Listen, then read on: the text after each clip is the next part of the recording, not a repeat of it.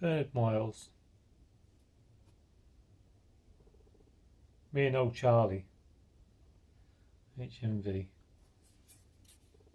Rural character this is. And then over the gate the other side. Sound like a Norfolk or Suffolk boy, you do?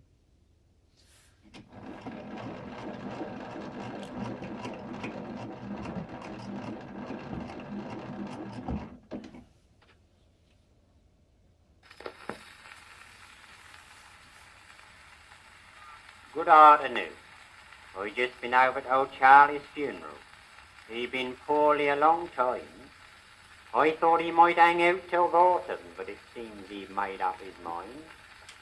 Old Morty made a good job of him. Ellum.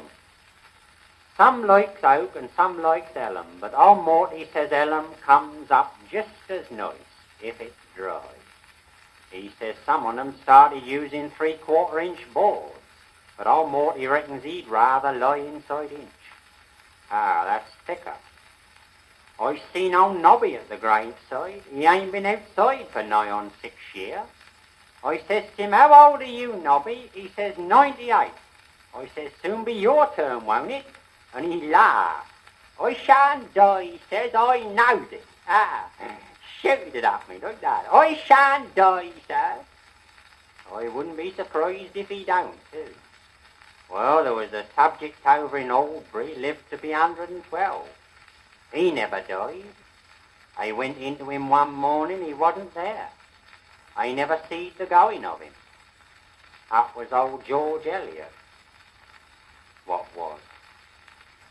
Ah, but he was a wonderful good workman, were Charlie. Turn his hand to anything. Wonderful man with horses. Mr. Buckmaster didn't like to let nobody else handle his boxy if he could help it. He used to give him dandelion leaves. Ah, it used to make his coat come up lovely, like he'd been knocked all over with a little hammer. He used to spend his Sundays in the stables along with the horses. He done most of his courting in old Buckmaster's stable. If you wants to see me, he used to say to these girls, you'll have to come up the stables. I said to him one time, I said, you mind that schoolmistress over at Slapton what give you £0.50 a week to walk out with her? And he said, ah, and he laughed. He had about 120 half-crowns on him at one time, but he married 2 sisters at the finish. Rare one for the girls was Charlie. In fact, we both was, only he was worse. While he used to say, I want to scatter my maker's image about a bit before I be took. Ah, and he did too. I mind the new vicar said to me, he said, I can't make it out. He says, all the children in this here village looks alike to me. And I laughed, but he never seemed to follow me, so I give it up. That was the year Mrs. Harvey's apple tree blowed down. Well, I mind when me and old Charlie was helping build the new barn up at the Crabtree. We was up on the roof fixing in these here rafters and cross ties to hold 'em in like.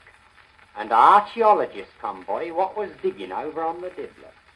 He shoots up at me, oh, he says, you know what you done, he says, and I says, no, sir. He says, you made a triangle, he says. I says, have I? I didn't know. And he says, that's indestructible, he says. If anybody tries to catch you out, he says, don't matter who it is, he says, you just say any 2 sides of a triangle is together greater than the third. That'll have 'em, he says. He reckoned that were unanswerable. He had some students with him, young fellows about 45. I mind when Mr. Buckmaster catched me taking a rabbit out of one of his snares. Ah, red-handed he caught me. I had to go up about it too. The old magistrate says to me, he says, you got anything to say, he says? And I says, yes, sir. I says, any 2 sides of a triangle is together greater than the third. That had him. He couldn't answer. He had to ask the clerk. I had their heads together for about 5 minutes. And he says, 10 shillings.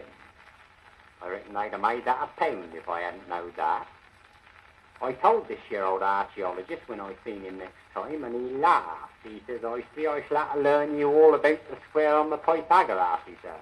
If you knows that, he says, that's half the battle. But he never showed me. I'm going to sing to you now. Here we sing Looby, Looby, here we sing Looby Light. Everything looby-looby on a summer night. Put your right arm in, put your right arm out.